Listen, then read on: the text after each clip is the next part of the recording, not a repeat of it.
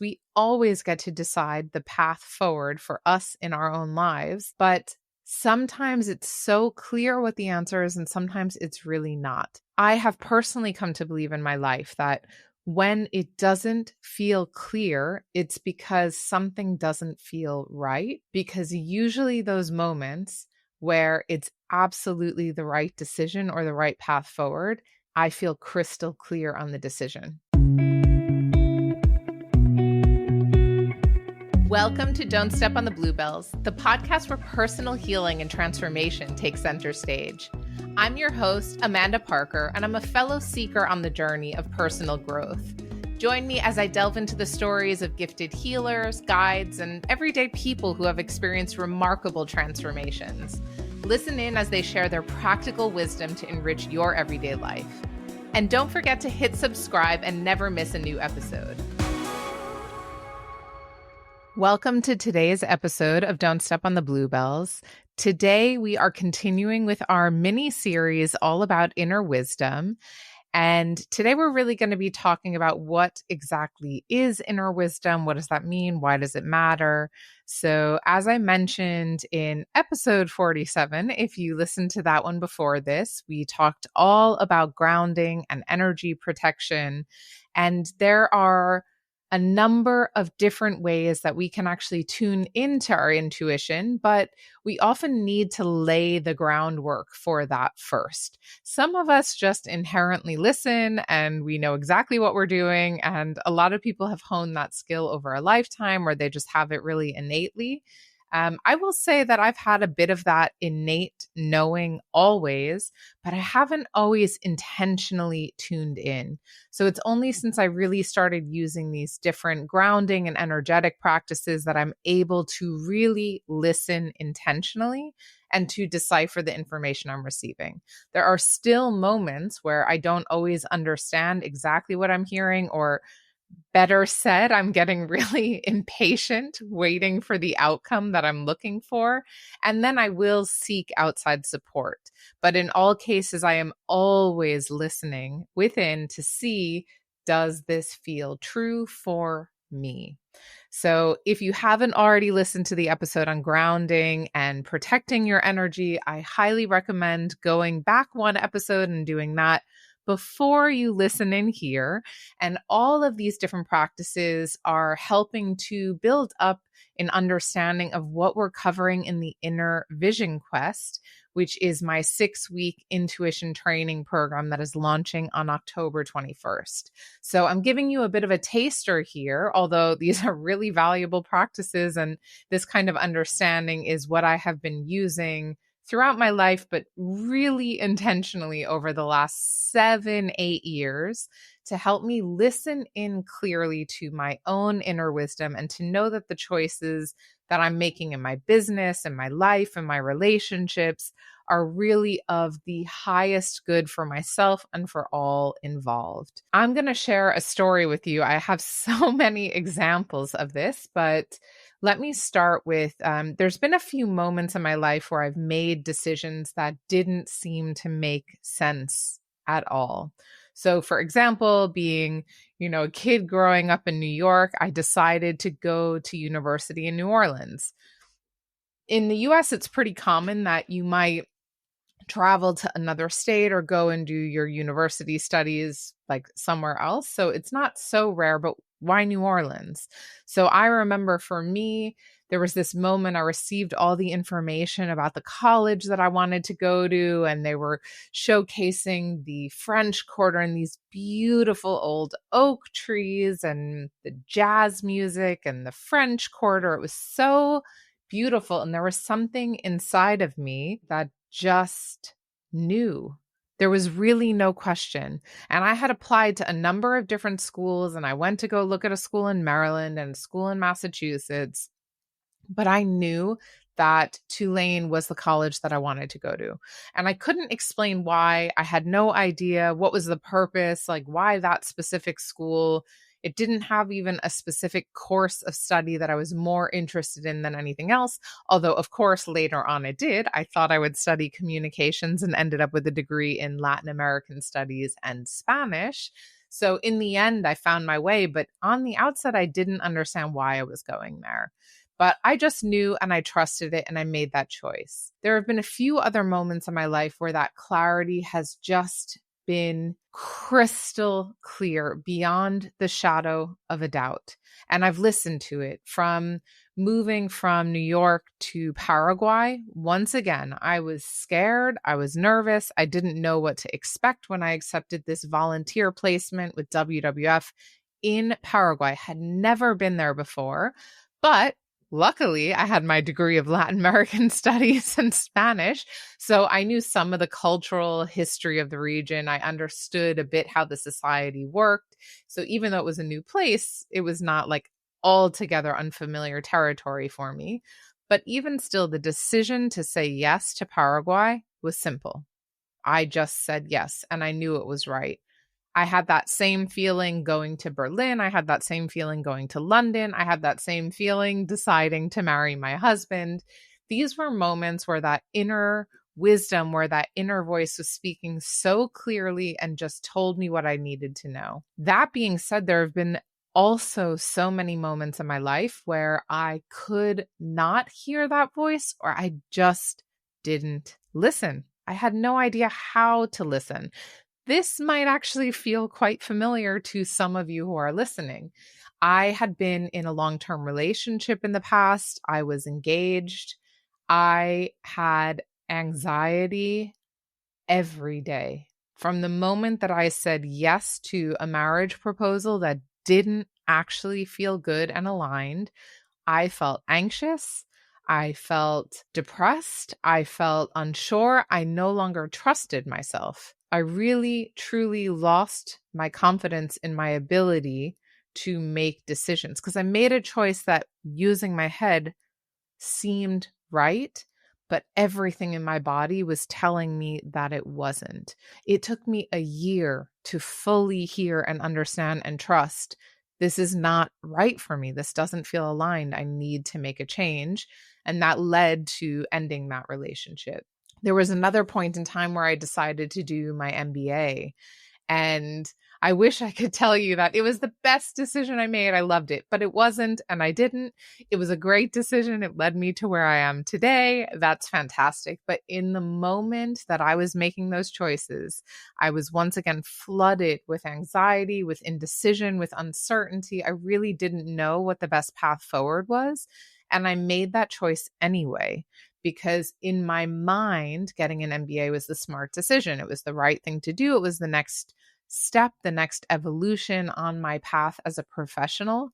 So even though everything inside of my body was screaming at me that something doesn't feel right here, I went ahead with the choice and I did it anyway. The result of that, of course, like I got an MBA, I did well in it. That's great. I got myself the street cred that I had been looking for.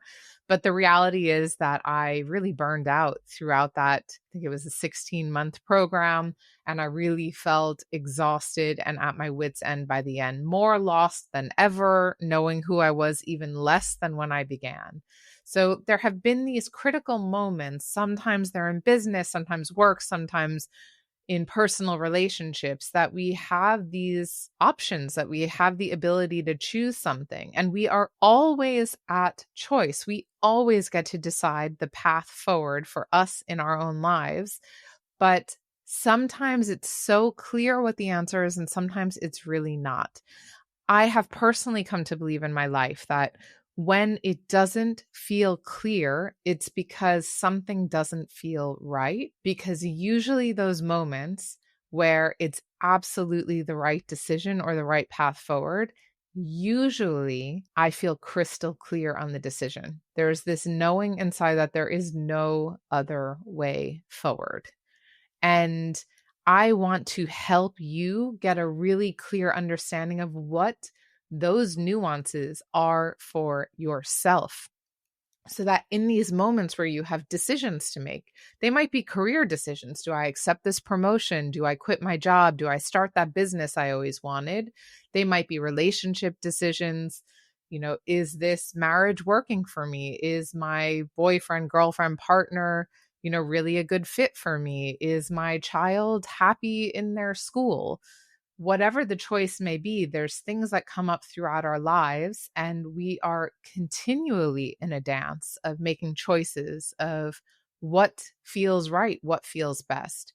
And the more clear that you can get on knowing what your own inner signals and your own inner voice is telling you, the easier that life becomes.